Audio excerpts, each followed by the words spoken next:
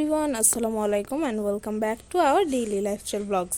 আশা করি আপনারা সবাই অনেক অনেক ভালো আছেন এবং নতুন একটি ব্লগ দেখার আমন্ত্রণ জানিয়ে আজকের ব্লগটি শুরু করছি। তো আজকের ব্লগটি দেখতেই পাচ্ছেন, বাস থেকে আমাদের ব্লগটি শুরু করলাম। আর এই তো গুড়ি গুড়ি বৃষ্টি পড়ছিল। তো কোথায় যাচ্ছি সেটা বলছি।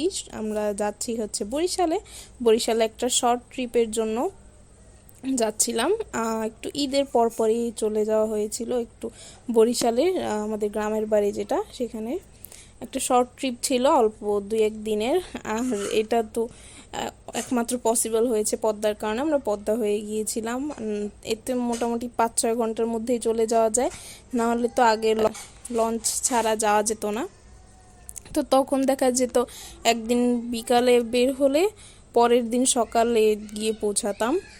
তো তখন তো এই শর্ট ট্রিপ কখনো চিন্তাই করা যেত না যে এটাও সম্ভব যে যাবো আর আসবো।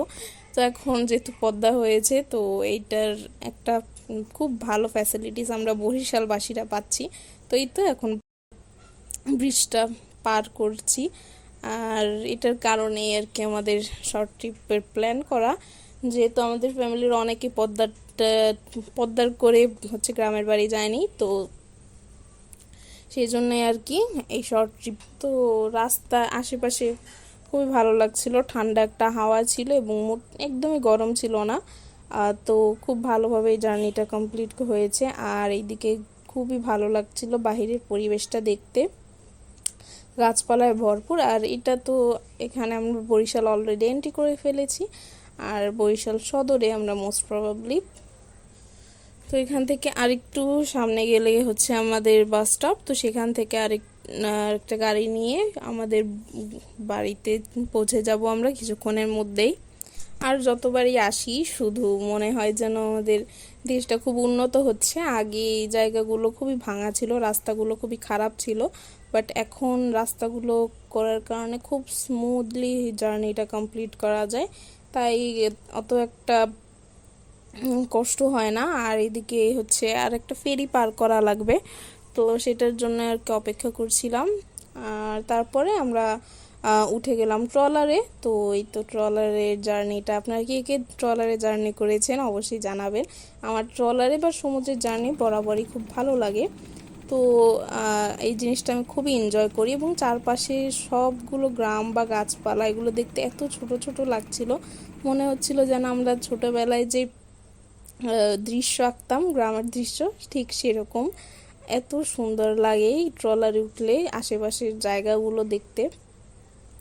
তো এই তো মাত্র 2-3 মিনিটে আর কি এপার থেকে ওপার পৌঁছে যাই, তাই আর কি খুব একটা এনজয় করা যায় না মন ভরে। আর তারপর আমরা চলে আসলাম আমাদের গ্রামের বাড়িতে, এবং এসে কিছুক্ষণ ঘোরাঘুরি করলাম এদিক সেদিক। যেহেতু অনেকদিন পর আসা হয়েছে, তাই আর কি খুব ভালো লাগছিল এসে। ঠান্ডা একটা পরিবেশ ছিল, আশেপাশে গাছপালা। তো এদিকে আমার বোন আর কি পিঠা বানিয়ে নিচ্ছিল মাটির চুলাতে। ভিতরে আমাদের গ্যাসের চুলাও আছে, বাট মাটির চুলাতে পিঠা বানানো আর সেটা টেস্টই অন্যরকম হয়। তো সেটাই আর কি বানাচ্ছিল। কিছু হাঁস মুরগির বাচ্চা এগুলো ছিল। আর মুস্কান তো এগুলো দেখে খুবই খুশি, ও এগুলো নিয়ে অনেক এনজয় করেছে। শুধু দেখলেই করে মুরগি মুরগি। আর এই তো অনেকগুলো মুরগির বাচ্চা ছিল এখানে, মুস্কান এগুলো দেখছিল আর ওর সাথে সাথে ছিলাম আর কি আমি। আর এইদিকে বাড়ির পিছনে কাঁঠাল গাছে অনেকগুলো কাঁঠাল এসেছে এবার, দেখতে খুবই ভালো লাগছিল। এগুলো এখনও কাঁচা, পাকতে কিছু সময় লাগবে। তো এগুলো আর কি আপনাদের সাথে শেয়ার করলাম। পরের বার আসলে হয়তো খাওয়া যাবে। অনেকদিন পর আসার কারণে এই গ্রামীণ পরিবেশটা অনেক বেশি মিস করেছি। এই আশেপাশের গাছপালার মাঝখান দিয়ে রাস্তা হয়ে যাওয়া, আর সেখানে একা একা হাঁটা, নিজের সাথে টাইম স্পেন্ড করা, এটা খুবই মিস করেছি। আর এদিকে খুবই খুবই ভালো লাগে আর কি, অনেক রিল্যাক্স ফিল হয়। আর পাশাপাশি সকল ধরনের প্রেশার টেনশন থেকে দূর থাকা যায়। নিজের প্রতিদিনের লাইফে যত ঝামেলা যত টেনশন থাকে সেগুলো তেমন একটা মনে থাকে না এইদিকে থাকলে। গ্রামের পরিবেশের ফিলিংসটাই অন্যরকম। আর এদিকে মুস্কান পুরো বাড়ি ঘুরে ঘুরে দেখছিল, এদিকে ছাগল দেখছিল আর অনেক এনজয় করছিল আর কি। এগুলো ওর জন্য প্রথম, যদিও আগে এসেছে ছোটবেলায়, তবু তখন তো তেমন একটা বুঝ হয়নি ওর।